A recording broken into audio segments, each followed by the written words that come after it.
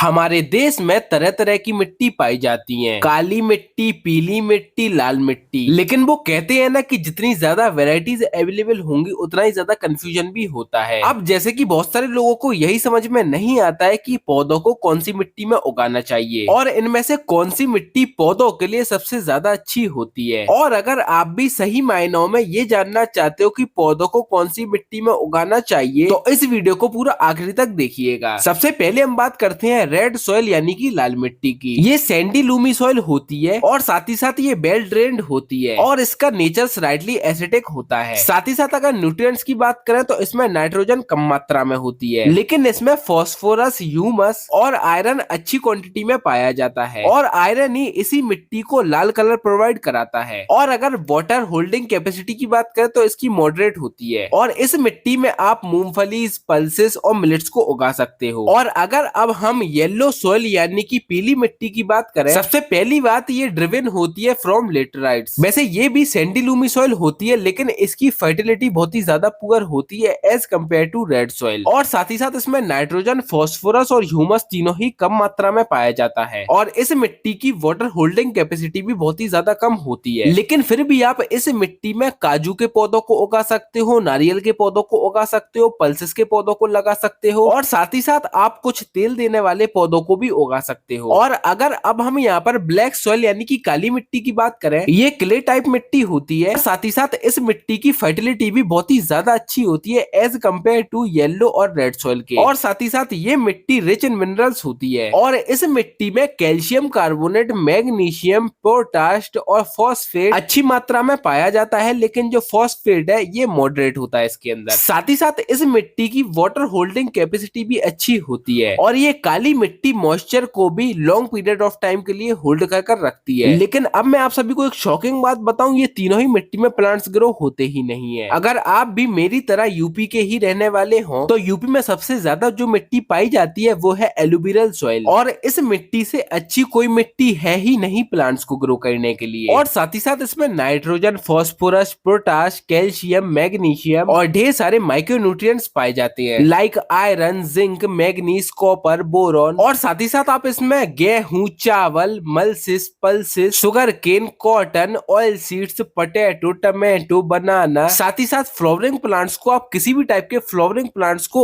इस सॉइल में यानी कि इस मिट्टी में ग्रो कर सकते हो। लेकिन किसी भी मिट्टी को आप डायरेक्टली प्लांट्स को ग्रो करने के लिए यूज नहीं कर सकते हो, क्योंकि प्लांट्स को ग्रो होने के लिए चाहिए पड़ते हैं ढेर सारे न्यूट्रिएंट। इसलिए आप किसी भी मिट्टी का यूज कर रहे हो उसमें आपको गोबर की खाद को मिला लेना है।